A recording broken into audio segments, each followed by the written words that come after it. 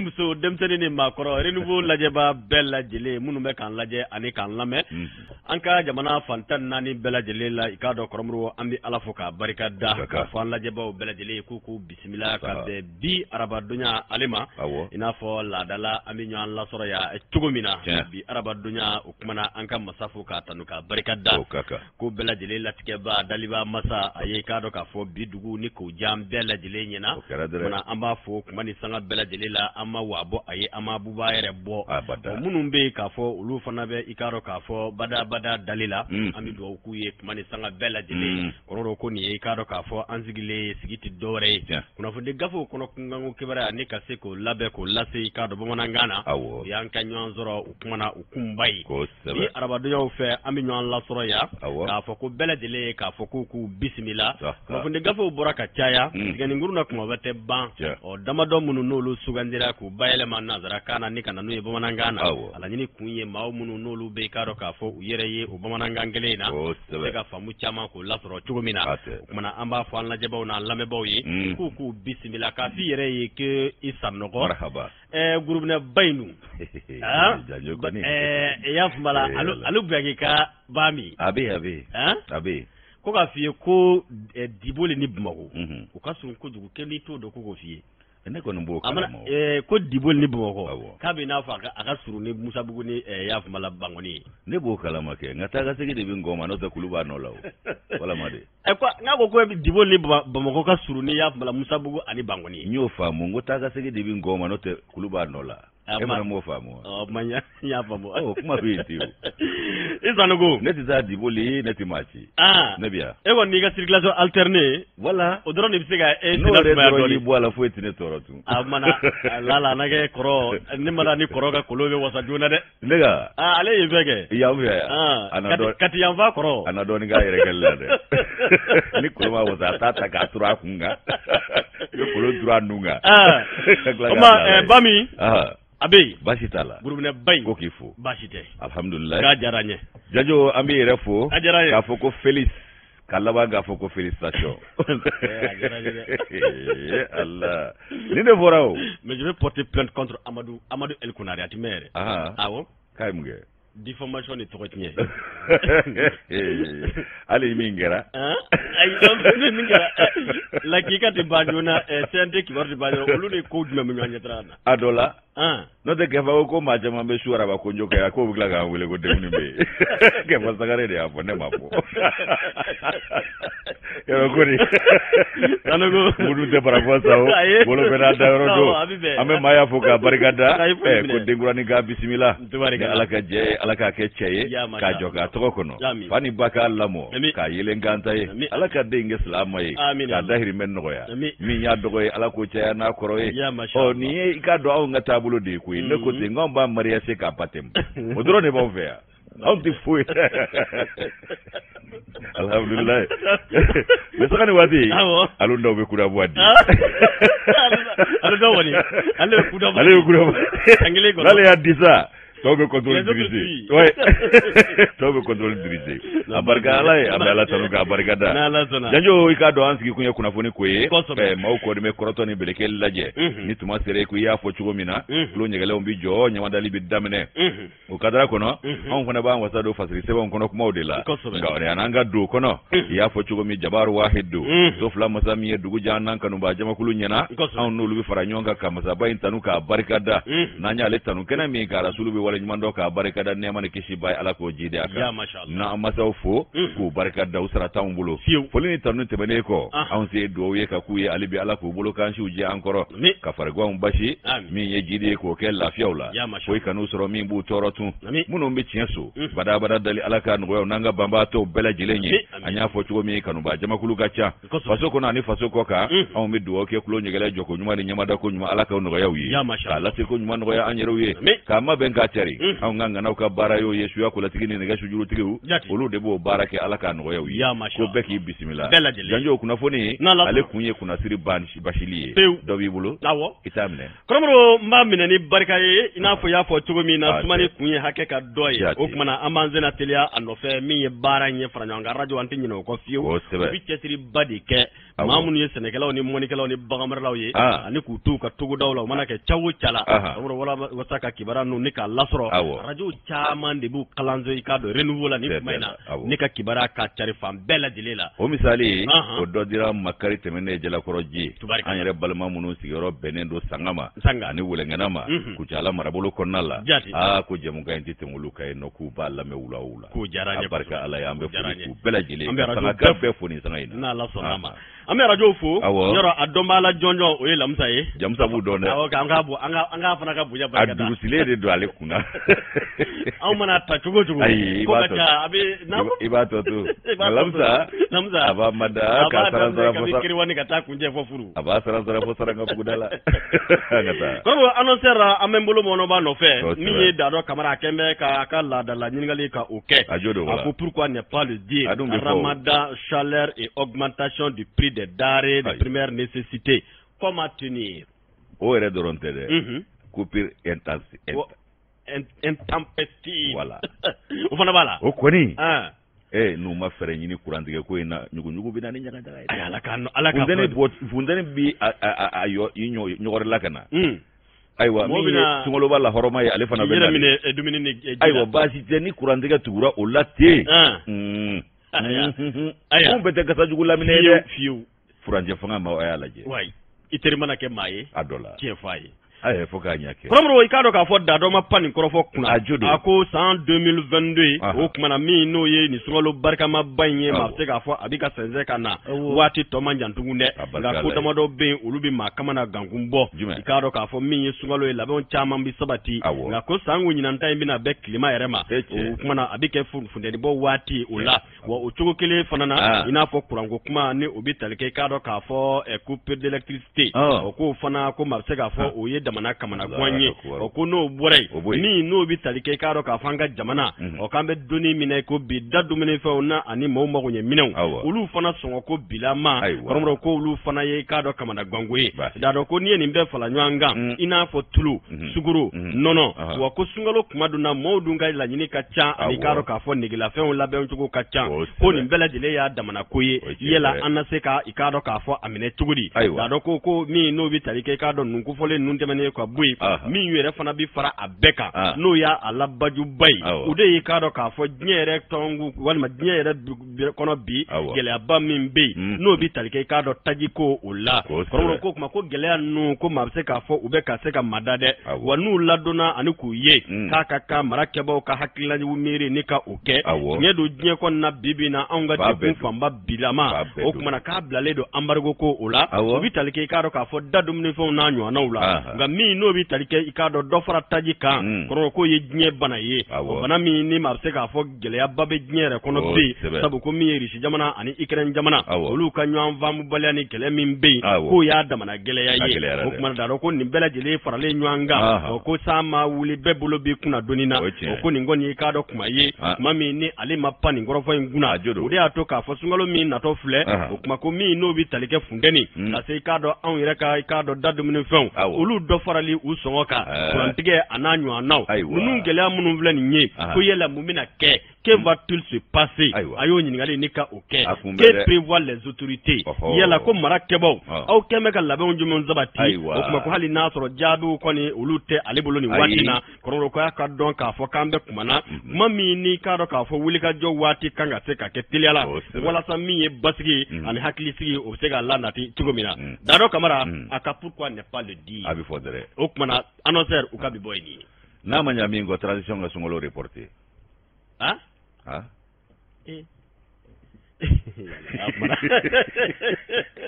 FM te ni transition fait bien. Les reports de Sungolo. Amba be ni ufeke. O ya mona gare madigasho.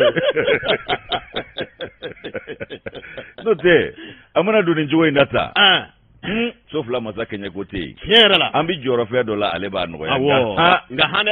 donc ye damadon dron ko aywa basite tulu yere eto yela nyana ka caya bele ni yere la da koro ko embargo do oteo way no fana ni wati sira kaba siri kelaw mali commerçant ni nyemerisa olu kan damanda dailele wallahi olu yere nyana ni sungolo bana kaba dron usoro bana o do yere fana fle sungolo dron de fe alabi ni sungolo bana alabita wesila aywa basite na ma family do ke ka kodo fenga bla fedo nye nge polisi golon digi kuma do wallahi on da ko ni we sala ni wati ala ka no ya nga hun goro bi doddo mi o ba soro te allum ta ko c'est trop tard ayde o ba soro nyina ngembe ko chama go o kuma mi do kala ka ko nyen no ya amana ge tugo wati mi ngondo o kuma na anga nyini daba masa fala ka no ya ko de no ya sufla masa ataya ga sugoro bore kele bilama tulu sugoro ko yere marché ka fo bi ye kanye nga tulu ko gele babe ula o ananyo na chamande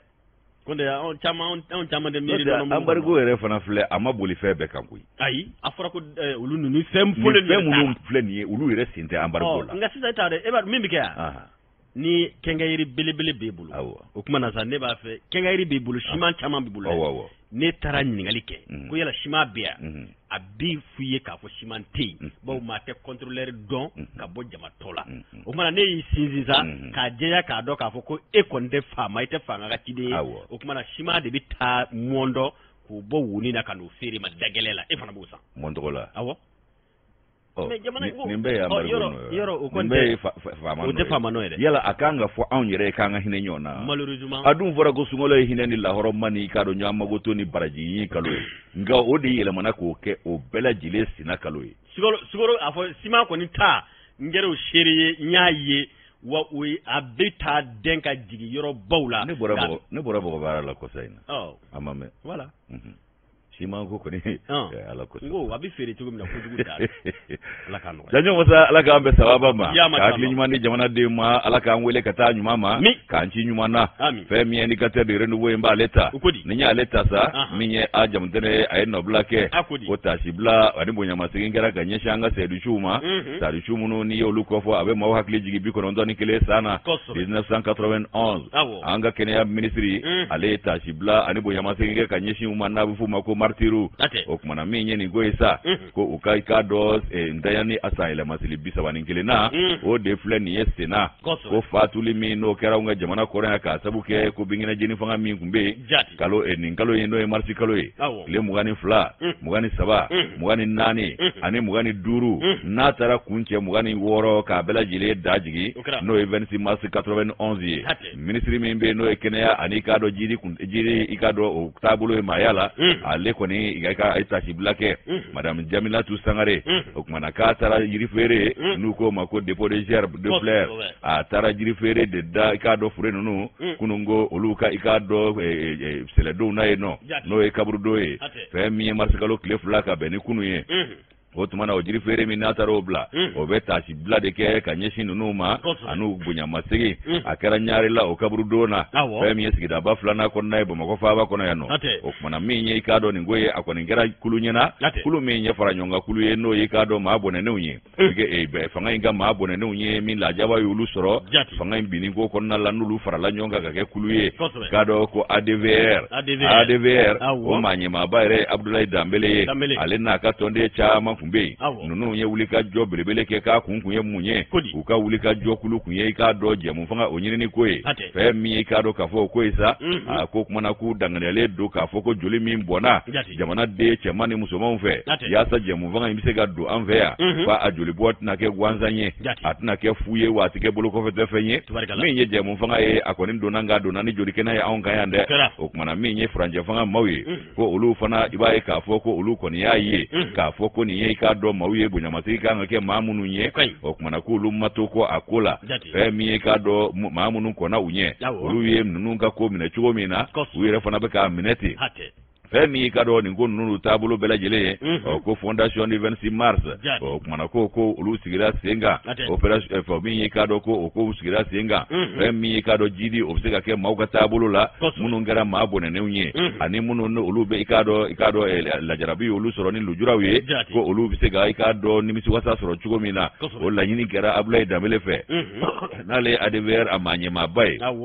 janyo masa atara nyeni kuma ye akoko ni hakilina min fleni ba be do kadra kono min ni ikado ka fo be boya masigi ko fo go ga ka bena ni jamana ye gele ya belebele kono jamana be gele ya min kono ikado ka fo ko kada oka ko ikado ko anata bulu bi minani hakliye o kango ni be ala barkada ka ala tanu ni ka wala nyuman don ko ala ye maliki si farafaralima ani klalima ko ikado ko don baliu ani ujenyo anjugo munu nana ko fu ka malikla ni ka ke ikado mbeda ye o ko mi ye malik dew nyere malik dew do sembe o ko farana o ko ala ye maliki si o ma kale be ala tanu ka barkada malima te ka kla folo o kuma ko mi ye malik de be kale ba fu ye ka ambe ka fara nyonga ka anga wulo mati tabaw ni lakara tigla ma ko koroma do ni ga ikado udeme ukata bulu farana jiye dongo do ka wuli ka jommi kunye jamana yere sirige nani bebi kana blasoro lafiya kana kanga udeme o bara fanana aywa mi ye o bete bene ko e kale ka famve mi ye ministry no ye ikado le kene ya ministry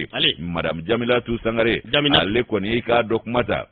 akoko numunu fleni ko ikado marsikalo bikono ndoni kile sa amamunu ndanyana ku ni bunyakaka nina manga kuko faso kanku lako do jamana de kilengile bekanga nu lako do ka be fon numa ko sedushu jamana ka sudo no ye martiruye okumana ko ikado ko nunganga to bela jire haklila ko marsikalo abikono ndoni kile sa ko o manga bo mali de kilengile shi haklila ko sabu ko wulika jode kera ka nyishi fanga doma o tabulu ikado ka fo mai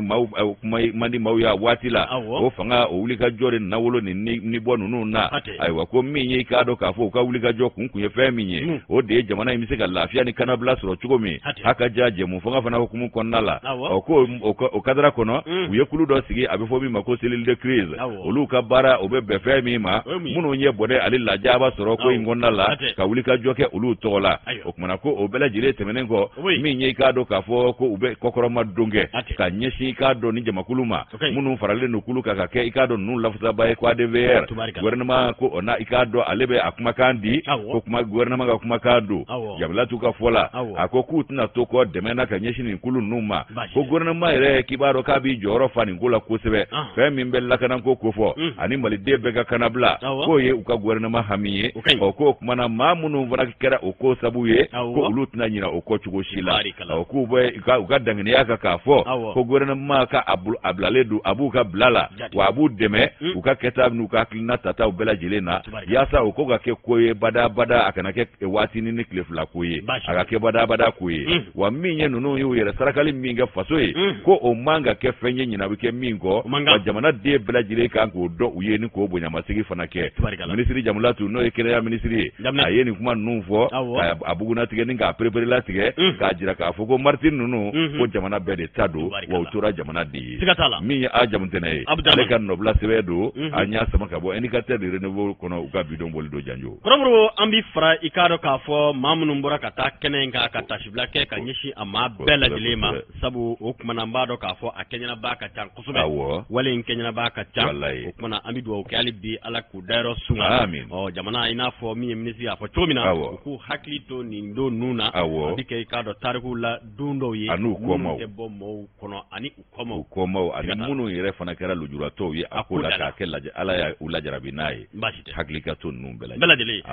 annoncer ne be mbulu mo no ba no fe anga taikado ka fo miengala pari abikado ka fo miengala faba kufo pro mi no bi talike ikado jamana maraba kullal asmu guita ko malidi mbora ka chaya ni ku mo ikado ka ke ikado chekele ani musokele diunye ni ka kuma na fa bela jele ko lafa ikado ka fo stado esirigi watara la kuchala ka ufi pasiri no bi annoncer mo kufo ko lube hakilla jinge tama inkechugo anatke kumba ulula kalo kile konondo mars kalo samba fla ani mugan ani fla akoni ndo inato ikado ka fo tariku la kuchala anato tariku fanana hakilla jigina ikado kori senena uluye aka sababu ke munye robo mi no bi talike anga frache fanga manyema president colonel Asimi Guita anaka jamakulu do ko lu bismillah ikado ka fo kuchala ka ufi ba yikanto ka fo nintama ingera ikado ka fo kumingama ude mi no bi talike ikado bunyama sigi ani kerengere na dun kerengere ni o fo ka i k'a dɔn k'a fɔ o kumana seli dunna min kɔni labɛnna i k'a dɔn kɔɔri tɔgɔ la b'a ko n'i y'a ta k'a jateminɛ i b'a ye k'a fɔ dɔgɔkun kelen yanni nin don cɛ jamakulu de bɔra ka caya Kucala o kumana min ye labɛnw ye ni k'o lasabati k'a sababu kɛ min bɛ tali kɛ Colonel Asimi Goyita ale n'a ka jamakulu k'olu kun kan ka se ka bisimila Kucalakaw fɛ yen fitiri don kalo tile 19 o kumana ko nin don in kɛra i k'a dɔn k'a fɔ don ye don min n'a kɛra dugukolo ŋunando ye Kucalakaw fɛ yen Kucala o kumana ko cɛw musow maakɔrɔw ni denmisɛnw bɛɛ lajɛlen bɔra i n'a fɔ o kumana a fɔra cogo min na i k'a dɔn ka na jaabiw ka olu kɛ kɔrɔbɔrɔ ko jaabi kun tɛ dɔwɛrɛ ye min n'o bɛ tali kɛ i k'a dɔn k'a fɔ Colonel Asimi Goyita ani fanga marabaa minnu bɛ yen ani k'a dɔn k'a fɔ a kumana a sigilen fanga kunna ka se bi ma k'u ye cɛsiri ni k'a dɔn k'a fɔ bonya ni karama min ta k'o ɲɛsin kɔɔri sɛnɛnaw ma ani ka ɲɛsin k'a dɔn k'a fɔ kɔɔri yɛrɛ ma kɔrɔbɔrɔ ko kuma ko o jamakulu in bɔra ni ka taa o bonyamasegin ka o kɛ i b'a ye kanto k'a fɔ ko hakilila jiginna o kumana ko min n'o bɛ tali kɛ san 2021 san 2022 o samiyɛ kɔɔri sɛnɛ min kɛra k'i b'a ye k'a fɔ anw ka jamana o kumana ko a segira ka na farafina kuru kara faralen ɲɔgɔn kan ni ka jɔyɔrɔ la belebele ka o sɔrɔ ni tɔni 770 ani 60 i k'a dɔn k'a fɔ o kɔni labɛnni ye kɔɔri kunda ha premier awɔ ha Mali wayi 760,000 tonnes Mali way premier Mali k'a kɛra i k'a dɔn farafina kuru kara faralen ɲɔgɔn kan kɔɔri o kumana k'o kɛ i k'a dɔn k'a fɔ jɔyɔrɔ sɔrɔ ba ye farafina Coupe d'Afrique de ta kɔɔri sɛnɛ Coupe d'Afrique an y'o ta nka k'a ma kɛ i k'a dɔn gansan dɛ a ma kɛ cɛsiri dɔw kɔ dɛ k'a cɛsiri dɔw tɛ dɔwɛrɛ ye min bɛ tali kɛ i k'a dɔn k'a fɔ Colonel Asimi Goyita a n'a ka jamakulu ko kuma waati min na u ye mara ni k'a bolo da kɔrɔbɔrɔ k'i b'a ye k'a fɔ u nana baara dɔw sɔrɔ sen kan u ye ninkura fiyɛ o baaraw la o tɛ dɔwɛrɛ ye dɛ min bɛ tali kɛ i k'a dɔn sɔngɔ nɔgɔya ba k'o ta k'o ɲɛsin i k'a dɔn k'a fɔ min ni o ye nɔgɔ ye nɔgɔ min n'a jɔyɔrɔ ka bon kosɛbɛ kɔɔri sɛnɛ u kan k'u ye subvention ni k'u sinsin u kan olu labanna ka bɔ subvention sinsinni ka tuguni ka kɔɔri bɔ darasi i k'a dɔn k'a fɔ 50 la k'a kɛ darasi 56 ye parce que i b'a ye i kan to k'a fɔ nin wale min kɛlen filɛ ko nin kɛra nisɔndiyaba ye ko waati min na i k'a dɔn Colonel Asimi Goyita a n'a ka jamakulu k'u bisimilala Kucala ko min bɛ tali kɛ i k'a dɔn k'a fɔ Kucala a k'a dɔn a dugutigiw olu ka kɔrɔfɔsentigi kuma dira u ma o de ye Adama Kuyate Adama Kuyate k'a dɔn k'a fɔ ko sɛgɛden Babi a ye kɔrɔfɔ ne k'a ta a ye ta i k'a dɔn hakilila jigin kɛ ka foli ni tantuli k'u ta k'o ɲɛsin i k'a dɔn jamakulu bɛɛ ma k'an ko kɛrɛnkɛrɛnna kɔɔri sɛnɛbaa minnu bɔra ni kana Hasimi ni kana bisimila parce que i b'a ye kanto k'a fɔ min ye Adama i k'a dɔn k'a fɔ Kuyate a kɔni kɛlen kɔ ni ka i k'a dɔn jamakulu ko fɔ ni k'olu fo k'u barika da a y'i k'a dɔn min n'o bɛ tali kɛ i k'a dɔn Colonel Asimi Goyita a y'i k'a dɔn foli bo sɛbɛkɔrɔ bonya ka ɲɛsin o ma fana ka yira k'a fɔ ko n'i y'a ye jamakulu ye ɲɔgɔn sɔrɔ ya bi ko jama minnu don jama nisɔndiyalenw don jama sewalenw don k'a sababu kɛ mun ye kɔrɔbɔrɔ ko kɔɔri i k'a dɔn k'a fɔ ka sipiri bɔ 50 la ni ka taa bila 56 la k'o kɛra nisɔndiyaba ye o kɛra wasaba ye wa i b'a ye k'a fɔ k'u labanna tuguni ko min n'o bɛ tali kɛ k'a dɔn sɔngɔnɔgɔyaba min tun bɛ engrais ko la n'o i k'a dɔn jamana yɛrɛ bɛ caman da o la ka laban ka engrais bɔrɛ k'a feere 2,000 ani 200 kɔrɔbɔrɔ k'u y'o bonyamasegin k'o ta k'o ɲɛsin Colonel Asimi Goyita ma k'a ka nisɔndiya o kumana n'o bɛ tali kɛ kɔɔri sɛnɛnaw ka nisɔndiya o kuma ko olu kɔni ka bɔli kun tɛ dɔwɛrɛ o de ye ka Colonel Asimi Goyita a n'a ka jamakulu k'u fo k'u barika da ne ka laban k'i k'a dɔn k'u disi gosi ni a ye sabu k'a kɛra u ma i k'a dɔn k'a fɔ sabu ɲuman ye parce que i b'a ko nin yɔrɔ in kɔnɔna na kɔrɔfɔ taara ka di k'a dɔn maire min ɲɛsin bɛ Kucala ale yɛrɛ commune urbaine o maa ɲɛma n'a bɛ Umaru Baba Danbɛlɛ ko fɔ Umaru Baba Danbɛlɛ i k'a dɔn ko kuma dira a ma ale fana taamana i n'a fɔ Adama Kuyate y'a fɔ cogo min na bonyamasegin taara ka ɲɛsin k'a dɔn k'a fɔ bɛɛ lajɛlen ma cɛlakaw ni musolaka minnu nana ka caya nka min ye monsieur le maire n'o bɛ Kucala maire ko fɔ a ko nin don in na kɛ don ɲinabali ye nin don in na kɛ tariku don ye wa n'a sɛbɛn i k'a dɔn Kucala tarikuw la k'a fɔ ko k'a sababu kɛ mun ye ko min bɛ tali kɛ furancɛ fanga maa ɲɛma ale ka bɔ ka caya a ka bɔli o don fɔlɔ o ye i k'a dɔn k'a fɔ k'a b'a sigira a ka bɔ ko fɔlɔ ka taa bisimila minɛ i k'a dɔn dugu la k'o kɛra Kucala ye ji dugulen ye banba ye ji dugulen maa nugu ka ye donba min siga t'a la kɔrɔbɔrɔ maire kɔni k'a nisɔndiyara kosɛbɛ a y'a yira k'a fɔ i k'a dɔn Kucala bɛɛ lajɛlen tɔgɔ la commune den bɛɛ lajɛlen tɔgɔ la maa 100 ani maa 178 000 maa 100 ani maa 70 ni maa 8 o de ye Kucala commune urbaine maaw ye Kujakana Kucala ng'a fɔ Kucala dugu kɔnɔ kɔrɔ k'a y'a yira k'a fɔ ko Kucala ye duguba ye sabu ko 3e ville do min n'a jama ka ca ni i k'a dɔn k'a fɔ bɛɛ lajɛlen i k'a dɔn anw ka jamana kɔnɔ o kumana maa 100 ani maa 70 ni maa 80 kɛ o kuma ko olu bɛɛ lajɛlen tɔgɔ la maire ko ale kɔni sɛbɛ kɔrɔ wasara wa k'a nisɔndiyara kosɛbɛ k'a bi bonyamasegin ta ni ka ɲɛsin furancɛ fanga maa ɲɛmaa ma n'o bi Colonel Asimi Goyita ko fɔ wa ko ale tɛ se ka bɔ kɔrɔfɔ la fiyewu maire ka fɔ la ko fo k'u ka nisɔndiya ko i k'a dɔn k'o sɛmantiya ni ka laban ka seereya dɔw kɛ u ti dɔwɛrɛ ye dɛ min bi lakana i k'a dɔn k'a fɔ basigi ko fɔ min n'o bi tali kɛ anw ka wolomasiri tabaw olu bi ka taama minnu ni baara minnu kɛ i k'a dɔn k'a fɔ jamana mara la bi i k'a dɔn ko olu bɛɛ i k'a dɔn u sɔnni sigi o la maire ka kɔrɔfɔ i k'a dɔn k'a fɔ ale ye wasaba ta ni ka ɲɛsin o ma maa min n'o bi je kuma i k'a dɔn k'a fɔ hakililajiginna sɛnɛkɛlaw tɔgɔ la olu fana y'u ka nisɔndiya yira k'a fɔ monsieur le maire ka kɔrɔfɔ kɔfɛ min bi tali kɛ Kucala dugutigiw olu ka kɔrɔfɔ kɔfɛ i k'a dɔn min bi n'o ye dugu 265 commune 76 kɔnɔna na maa 4,000,000 bonyango kɔnɔ kɔrɔmɔrɔ ko kumana ko nin sigi da in ye i k'a dɔn k'a fɔ o maaw de ye ko wa bɛɛ b'i yɛrɛ ye nisɔndiya kɔnɔ wa bɛɛ b'i yɛrɛ i k'a dɔn k'a fɔ Colonel Asimi Goyita a n'a ka jamakulu ka cɛsiri baara kɛlen kɔri ko o la i b'a ye kanto k'a fɔ Modibo Keita ale min ye ministre min a ɲɛsinen don an ka tugudaw olu yiriwaliw kunkan ko kibaruya ɲɛnabɔli ma ale ye kɔrɔfɔ ni k'a ta ka ɲɛ pereperelatigɛ caman di a y'a yira k'a fɔ ko min ye kɔri ko ye ko anw ka jamana marabaw an ko kɛrɛnkɛrɛnna furancɛ fanga maa ɲɛma a n'a ka jamakulu kɔrɔ k'u ye i k'a dɔn k'a fɔ jamana ye ni k'a dɔn k'a sababu kɛ k'a sɔrɔ ba dɔ bi boli i k'a dɔn k'a fɔ kɔri sɛnɛ o de kan o de y'a to ko kuma ko baaraw bi sɛnɛ bi i k'a dɔn min ye i k'a dɔn basigi o bɛ se ka lanati cogo min na sabu k'i b'a ye k'a fɔ miliyari 39 o bɛɛ lajɛlen sarala ka ban kɔri wari la a bɛ fɔ o ma ko traite miliyari 39 bonyango kɔrɔ ko kuma ko olu bɛɛ lajɛlen kɔni ko ma bɛ se k'a fɔ o tarala ka ban o kuma ko baaraw bi sen na min n'o bi tali kɛ wasa tɔ o bɛ se ka kɛ cogo min na i b'a ye kanto k'a fɔ ministre ka kɔrɔfɔ kɔfɛ min bi tali kɛ Colonel Asimi Goyita ni jamakulu yɛrɛ sigi kun bɛ kosɛbɛ k'ale ka kɔrɔfɔ ni k'o makɔnɔ k'a ka kumakan makɔnɔ a bɛna mun fɔ a bɛna i k'a dɔn k'a fɔ kɔrɔfɔ ta cogo jumɛn na i b'a ye kanto k'a fɔ min ye Colonel Asimi Goyita kuma dira a ma waati min na kuma dira a ma i k'a dɔn k'a y'a ka nisɔndiya ni k'o yira kosɛbɛ nisɔndiya in di dɔwɛrɛ ye kɔrɔ k'a ye i k'a dɔn k'a fɔ kɔrɔfɔ k'a daminɛ ni miyanka ye e ma miyanka mɛn de fo k'a ɲagɛ miyanka de tɛ wa ne ko maa dugu ka i dɔn b'a misi biyɛn na ko ji dugulen banba ye kɔrɔ e b'a kalama moribila ka tɛ ko ten e dun ko de ko il a salué le public en langue locale miyanka ou mamara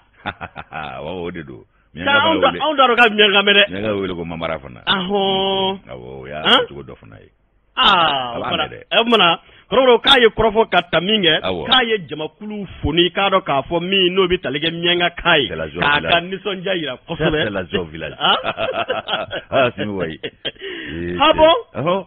maja an bɛna an dege miyanka k'a la sa kɛ miyanka musokɔrɔbaw olu nan'u ɲɔngiri sogɛli de kɔrɔ k'a bolo 2 minɛ ko miyanka bɛɛ ka danaya b'a kan wa bɛɛ ka dugawu b'a ye ko sabu k'a bɛ k'olu balimakɛ ni i ka dɔn jamana yɛrɛ bɛɛ lajɛlen ka masakɛ fa masakɛ k'a bɛ k'o dɛmɛ fasojɔ baara min na k'u ka danaya b'a kan a bɛ n'ala cɛ o kɔrɔ sogɛli fana ye. cɛ jɔ maa ka professeur ɲini miyanka k'a la han marakacɛ daw. mais tan de fana t'o bolo ka caya dun kan ka se ka maaw kalan dɛ o kumana kɔrɔbɔrɔ i k'a dɔn ko Colonel Asimi Goyita k'a ye kuma ta ni ka jama foni i k'a dɔn k'a fɔ o kumana a fakan ye miyanka kan k'o kuma k'o kɛra nisɔndiyaba ye jama ye i k'a dɔn k'a fɔ sewa sɔrɔ o la bɛɛ lajɛlen ye i k'a dɔn nisɔndiya sɔrɔ o la waati min kɔrɔbɔrɔ k'a ye i k'a dɔn k'a fɔ bamanankan damadɔ k'olu fɔ a ma i k'a dɔn kuma ji caya dɛ a fɔ ko jamanadenw an k'a lajɛ k'a fɔ min bɛ tali kɛ anw ka jamana in na o kumana anw de bɛ cɛsiri ni i k'a dɔn bɛn ko fɔ an k'an k'an jija cogo bɛɛ lajɛlen la i k'a dɔn k'a fɔ maa kelen mana gɛlɛya sɔrɔ an bɛɛ lajɛlen ka wuli u kumana k'an fara ɲɔgɔn kan k'a ye wele de kɛ a bɛ fɔ min ma ko ka fara ɲɔgɔn kan ko k'o kɛ jamana in tɔgɔ la ani ka i k'a dɔn k'a fɔ jamana yiriwa baara boloda i b'a ye ko kan to k'a fɔ ko nin kɛnɛ in k'a kɛra kɛnɛ nisɔndiyalenba ye a kun jɛra ni mun ye o de kɛra jɔnjɔn di ye jɔnjɔn i k'a dɔn ko Birahima Jara Birahima Bala Jara ka bɔ i k'a dɔn Yoroso secteur kɔnɔ ale kɛra jɔyɔrɔ 3nan tigi ye ani Hamidu Tangara Fana secteur ikado ale joro flana soro Mohamed El Mahmoud ikado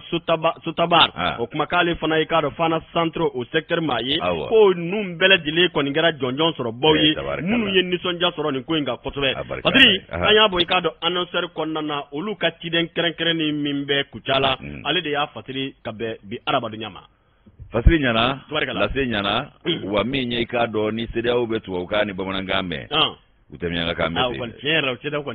wala yufendi makroni abetu ukanga bamanangame atemyanga kame afa makama soro ka bamananga laksari wala ngamyanga ka ato mesi bwe manala no fembeni kanode ode kama ayaka intro kenoi abana otwala au mtasukula oka awo katoke miengala kalaba ga mienga ofu mienga kala intro wanantara yoro rambo ka ambo folike okana kajira ga ko malde bede kile ko awnyo horo abana amta jwala okake ni ga soroga singana inshallah koromro anzegira annana dandegeli chama dandegeli jandula koromso toma ko makari juguru dale nyekuide ko korodo bali bila ne ni semero nyuma ubi sanve yiri tige jure ukilele abuka sebe bwana kodi ga wani kuma kala ere ko ni bana yi kuma mugula la me ba nyuma de bila asiga tola de onde ni baro ka boko fata tidarola bika kusuni ka sauche rozo to ba ya makuto wala amafu kasangare bari wozulunga bela dilenfu apana tokola ni watina la mana kaw ni medina jasa kaw ka sei kado ka fo Sere Musa ale samu commune be bro amba ma bela dilenfu okuma iri nouveau suba kono watina unakaka bismillah janjo ame bismillah mine amba mine ni informateur malini CEDEAO kwa anga bembalia kwa ambena bembalia la on est d'accord sur notre désaccord. Voilà, on est d'accord sur leur désaccord. D'accord sur leur désaccord. Kwa ambena bembalia la okmana ni CEDEAO che akembe martaba ye emi ka do ni famfla che akardo ku kanywanye ka la bana ka do jige kupsa ya la kui ka sabuke munye franje fanga mau adi CEDEAO ka che kuma fola ku masega nywa famu chuko shila okmana olu jojo seminga an fana yo fli ka okebolo ko feto fanye anjora jo seminga olu fana go kuti jenoye okmana ko boni basanedo George François alekele do kan kuna foni bi informateur kono George Gafola akoko ni siga kuma kura mi vleni fam vlani nyonche ay wako akoni ko kabi adamine fam be yoro mine ko bi ka shima wolo tarela okmana ko mi ka do ka fo ko ningo kundala jena sa adola ko ikado cliff la bonyongo siga kuma be sina o tara kunje ga beni karite mene okmana ko nga ka basana uni nyonche de e ku bena kelena de mi nye CEDEAO alega che kuma folai ale nana ni CEDEAO ma nyema uka haklina e kana sura on funa ga ma nyema unuka haklina de binyona ya mi good dog Jonathan ale re Nigeria jamana nyama koroye okmana mi ka do ko isa kaya aka muno nyachi aye ulu de ka chikanta ko mine bala ka onta black refe ko okmana abora yoromi fugusa ayi kunda aeroport ikado modibo ketaka fugusa zo tira chugomi atara te fana fasa okmana ibaye ka fo ko ikado ko amasuna amado odi idashwe ka fo kuna funi barakelawi okmana ko awbe fega mimme aunda ambora femina eko dunye da men domina ayiko onye da len domina ko gonga ko be mi nofe afika nyingali minge otanga bewa o wakama be amabe ayofo amabe anga bembalia amabe anga bembalia okmana ibaya ayo de ka jabi di ayo mi infosa akoko mi nyi ka do bembalia ere fanye kwa be munde ka odi ka do ka fo franje fanga awati kundala e ko de kele do posone awni ikado ka fo ni jamakulu nunu nyonche no ye farafina klive jamana uka kuluye okmana ko minye mali ku ye ka do nyangilu taka pembere anhu ko sabu kama be kele na kanga la nyini ko anga boni maka unye ani fe unye munu ni ka do so mike oma o ye pe nyangili minu nda anhu abetalike musaka ko ani ka do danje datuguli ko la okmana ko mali an ma ko ni gele ya laje ko nga ka do ye la nyini minge ko anga dobo anga fotala amake tremeli yewa o tremeli kele anye dobo angongo kuma angongo san saba ngo ka ta kalo woro fo sanduru an nya ke ka do kalo bisaba ani woro ye iwa kalo bisaba ni woro ko nya ko e san saba ye ai sida ko petu udu ma femfo o kuma na ka fo angala ka jurula nga nya ke ka do kalo muga ani konondonye ko abada ango na tabe fe mi ka do good Jonathan an du nya sege sagui ngo wa kuma na anya ke ka do kalo muga ani nani ye sanfla ko bada ko ni sankele yere tefiu kulukulu te kumana tinyerela kuma mundu ulu ya ngulo kibarama bosa kuri ma chedoka fole kera odedo chedoka fole dedo kumbe wele bla sida wo jamana nyema ma kabilaba jagwa ka kerendeta kamali segere sabu anyuluka yoro ho aya fo chugo me odedo wakabu sigira ubu ulu de ka barala kabi ala yuda kabi ala sede oda abe faransika bara de la na imwa mi sendo ala ni amu de famu achera adu barakati sharia akera ki bulu shi yoro mi do yesan saba fo kirima bo olula do re ma ali wati fo fo do re be domina olu damadula fema bo olanga awnya atereme asona ateremeli ma ngungo sanduru ago ko kelebo de nofe anya ke sansa bay ko kelebo nofe mo ngeni embargo be kanga spécialement ay awn ni macaroni ci doron de ango embargo no se de hotel la galera wa odunti banfo jodu se de ko continuer atafe ko tafe awn ni macaroni ci nya fuga jinya konda nyini ngara ko yela ko RFI ni France 24 datu ki ga kila jume ya ko wete nga kibe wele bla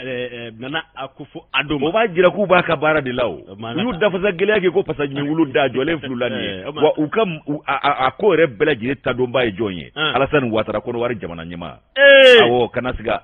ya mangata ko fu ado ale ingle kan fuladi ingle kan fuladi siga nazara kan fuladi kunye na boni nazara kan fuladi do ta kerefe anye kele u banju ko yikoyi bajide ingle kan fuladi ta ingle kan fuladi ta ba to kan fuladi ba on daba kumi nyama yate to ganvolo bulu onga alebi nyama yata ado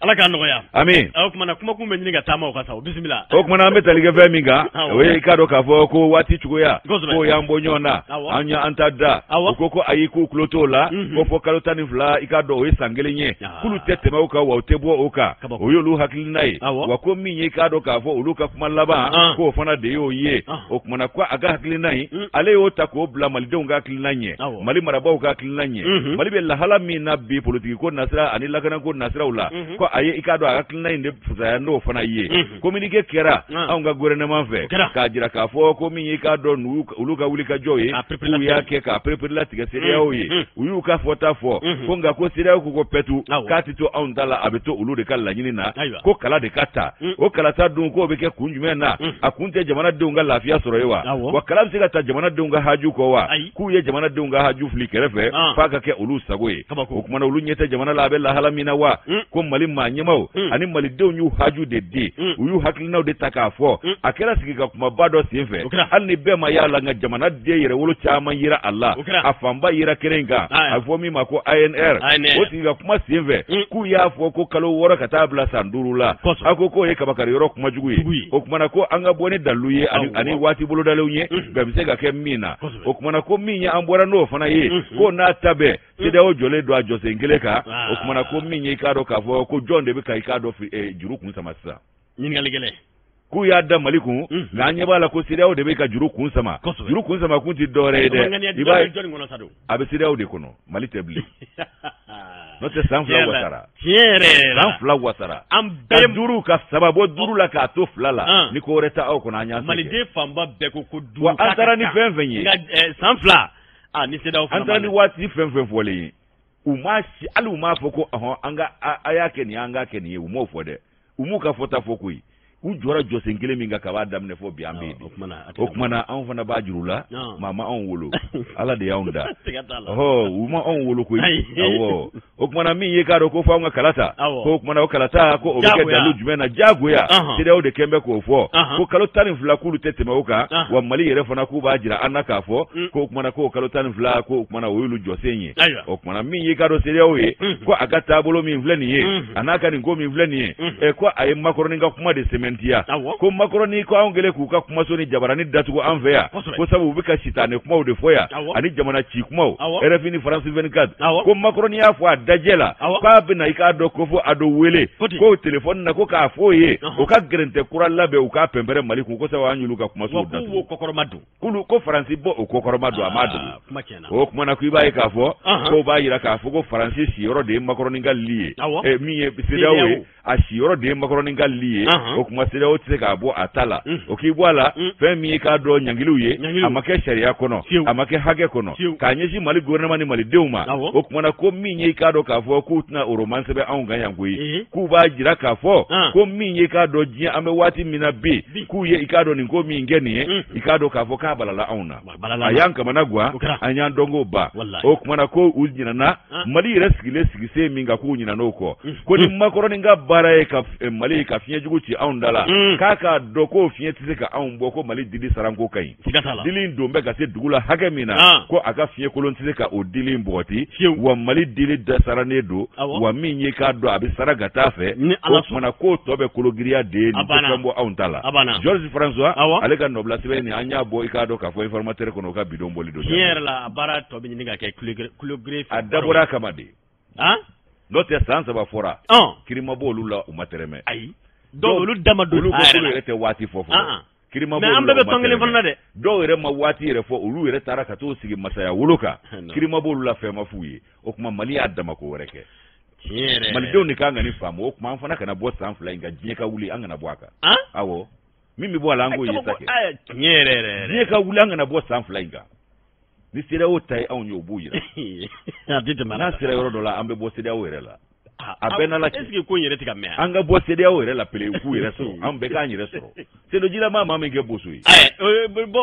bo da sama ga bola ni abola magere mo horo bo ya mano ya aga keti ala ka no ya ni ala ka komro ikado ka fo okuma ni koyi ambe se ka fo abika ta danga mina a dokera de sandru mo fora ala be manga yire ti hal marake bola malde tamango ko ka malde yire ko ka cha be o na fora ko jigni kera ka se sanvlama e ko o fana datte ga magola e mangani ajuga be miula daru abulu de fan ve sangangani ya inte dore koyi ube maniel makroni ni ka bara la ni ja illetria abana Florence parlite par mogola aka parli bana mali konna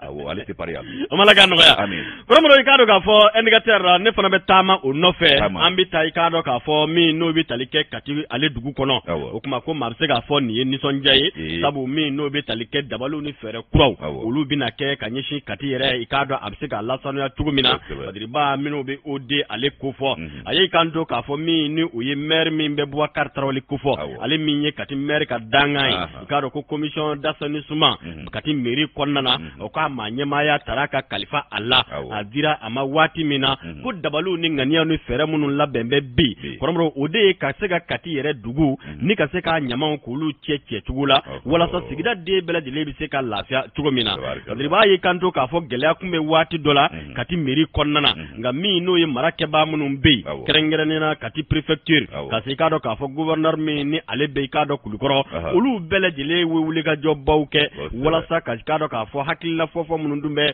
kati meri kono kerengere mer na ka danga ikado ni mer re yoro wala gamye danga volo na be bwa kartra wala kufo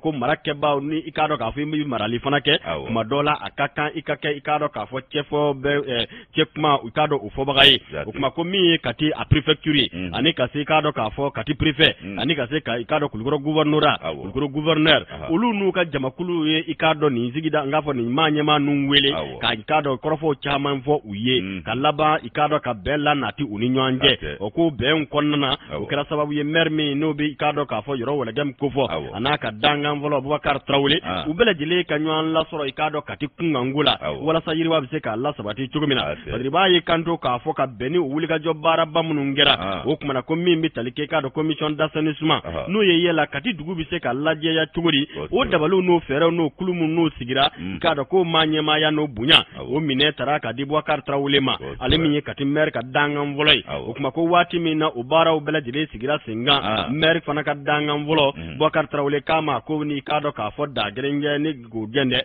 ka ye wele bla ka do kati amanyemaw ma kerengere na sigida ma nyemaw ka do ton ma nyemaw kulu ma nyema munun be fo ka se ka do ka fo chakeda munun be kati o bela jele bi se ka sigi ka meri hakilina meri ka tugumi hakilina meri ti dore yela anganga fere jumenge kati ka do ka fo duguye min ni Bamako ka surun kosobe o kuma na dugu badu na ma dabali ni fere tike fiu ikado ado bi ke ikado ka fo min ye ikado nyamaw yi an yere bolla nyamaw ko lu bina dekun ballase ama o kuma mer ko kandanzigi ko makono Boubacar Traoré ale yo wele min na bela jele ye ka hakilina di ikado ku ye fere ni dabalu ni ko lanati o kuma na min ye chakeda wure no ye makro waste ikado ko ulu bina wulika jobbaw ke katama kati yere dugu konnana ikado nyama munun be ko lu bela jele salu ni kata ikado ka fo ubobo yorola boro munun fana be no bina ke ikado baylemalu ye sabu ko nyama baylema to be se ka ke bara fana labben kura soro toyi ikado shifina kawi meri ali mi ikado ka fo premier maire ka premier du jey o kaye ikado ka nisonja minyira ni guina o de ka fo feraw ni dabali munun be ke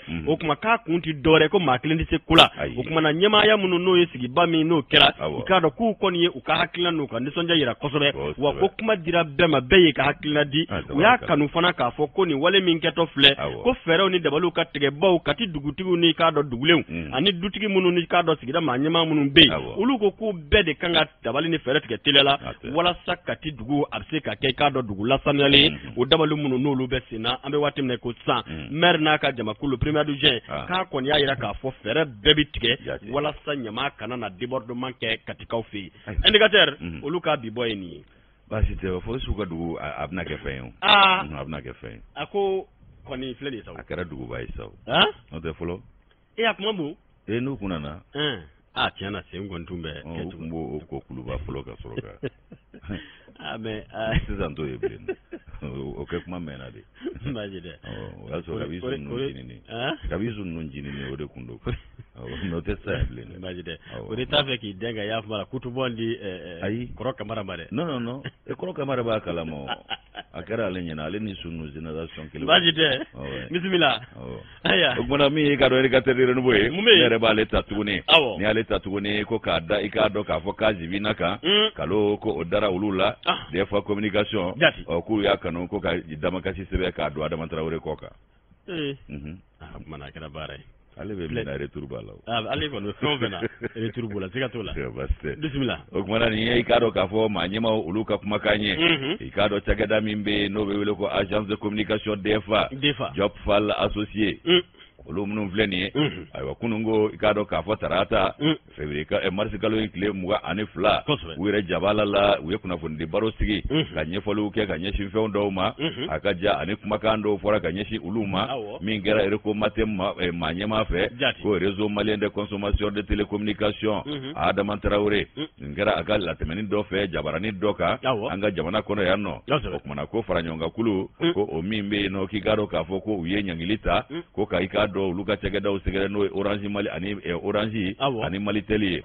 ku ka sefa war miliyar keme ani biwolom lani duru ko sara aywa ko mi vleni ko Adama kuma kanta ku segere ko mi no ikazi binaye aywa bala Sumala Traoré ale de ni fasiri indicateur renouveau kono bi ko ikado kuma re woro blanjila femi ikado directeur délégué DEFA communication tokola Moustapha Diop ale ko ningo ko ikado ko ni nimisa ko ye mi ni ikado ka fo Adama Traoré ay kuma ka munu fo kanyeshi oluma ko ningo ni ikado ka fo nimisa ko ye aywa ko mi yere ko matem ko réseau malien de consommateur de télécommunication aywa ko mi Adama ka fo ye ko ikado ka klinani kuma nu kunti dore oluka chageda ika lanogo ninga bankutu chien o ko ni ikado aka kuma ko ga maudu suboka bla olula ulube Adama jate na fo makorodo nyana tigedo ko nyana tigedo ko o dabora famille ni sabali kama ko docteur Adama Traoré kulu tunya bisigi o maye ko kuma na ko minyi ka do ka fo ko atara kuma ka munu fo jabarani dola aywa ko abe talike fe mununga ko ni techie aywa ka ye kuma ka unta ku mada aywa ka kla ka nyini ku lu to tien ku lu lanogo ni ku lu ke ikado ku lu lanogo bo ndoro kola ka laba ku lu mangu du tien ku mangu ya mawye ka mawdu suma ka saga bla lu koro ko ni ikado fe nyi fɛn min n'o ti bɛn o ye nimisa ko ba ye o man ɲi k'a dɔn k'a fɔ ɲɛnatigɛ ni maakɔrɔ la ayiwa janɲɔ masa i b'a ye k'a fɔ ko a donna i k'a dɔn olu ka tarikuw kɔnɔ ko ka ɲɛfɔliw kɛ k'a ko i k'a dɔn k'a fɔ ko nin kɔni olu ka cakɛda in ko a nana i k'a dɔn 91 o wulikajɔw tɛmɛnen kɔ ko a nana o de kɔnɔna la ko waati min kana bila dagara min ye kunnafoni cɛrin siraw ni k'a dɔn kunnafoni baarakɛ siraw olu bɛ se ka caya cogo min ko kana bila dagalen waati min na ko ninnu nana ko ka n'u sigi yan nɔ ayiwa ko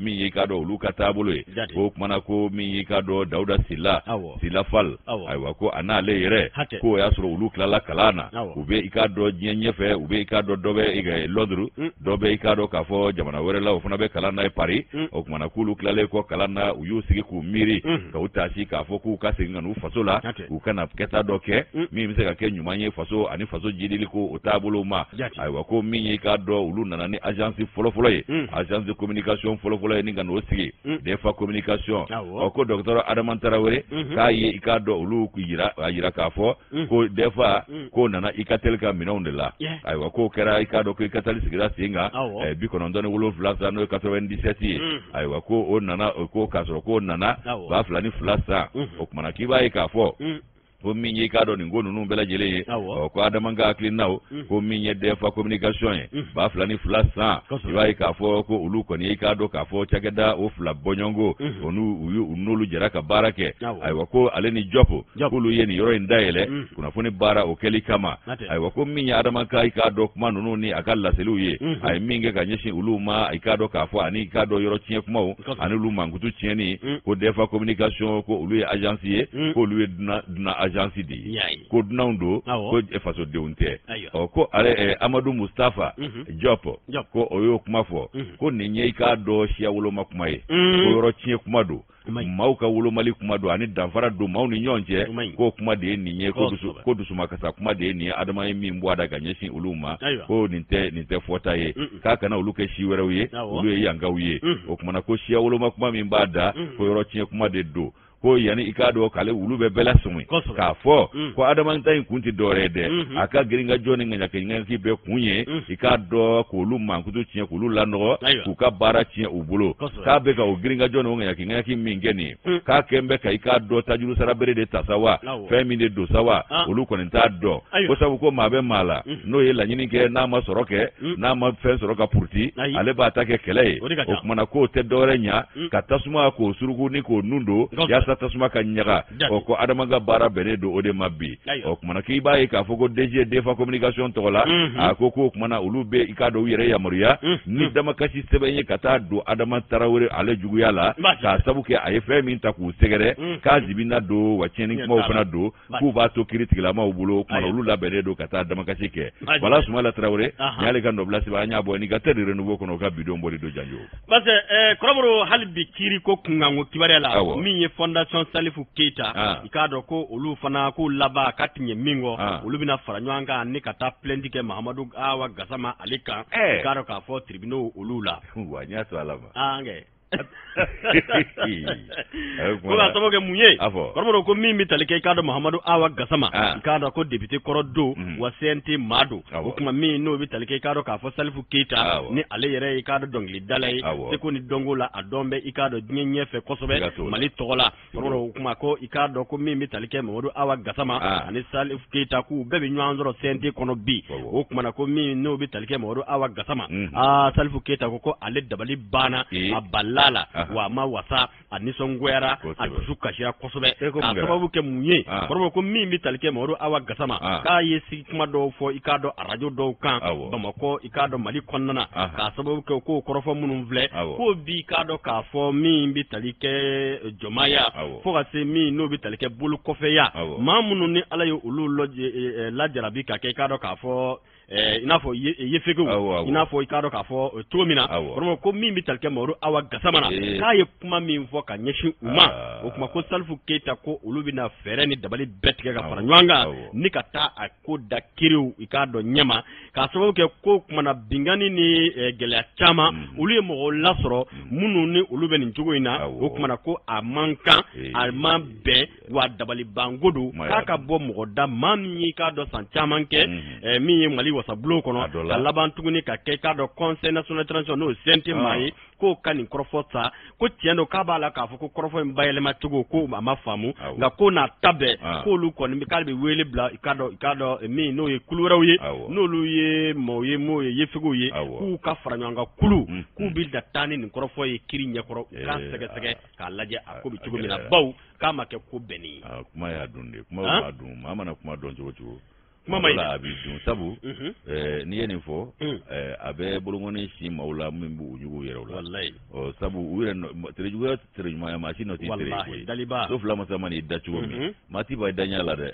wa i tɛ se k'i tana fɔ ala ye k'a sɔrɔ i ma sa fana dɛ o kumana fɛn min don kuma dɔw don a bɛ maa dun nka o k'a minɛ a fɔli yɛrɛ komi a sɛbɛnnen a y'a fɔ cogo min na hakili la k'a ni ka segin caman kɛra nin kɔrɔfɔ kan nka a kɔni kibaruya ye mun ye a ko fondation Salifou Keita y'u tɔɔrɔ k'u labɛn ko a laban k'u bɛ taa kiri la kiri ka nin ko in fɛsɛfɛsɛ k'a lajɛ n'a bɛ ɲɛ cogo min na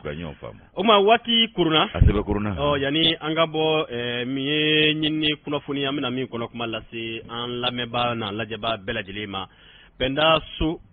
a si bɛ taa san 14 Buɲango la ko a ɲɛma tununa ka bɛn kunun tarata ma masikalo tile 22 san 2022 nɛgɛ ɲɛ 11 waati Jelibugu la o kumana ko Penda so yɛrɛ ye du dɛmɛ den ye o ka kɔni tununa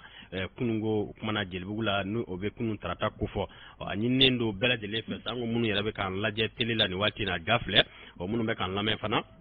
n'aw ye kibaruya sɔrɔ nin npogotigi kofɔlen na a bɛ se ka Alima Kulibali wele 119 02 62 85 o kumana ko faamucogo ɲuman o dalen bɛ an lamɛnbaa bɛɛ lajɛlen ma ka di nin kibaruya kan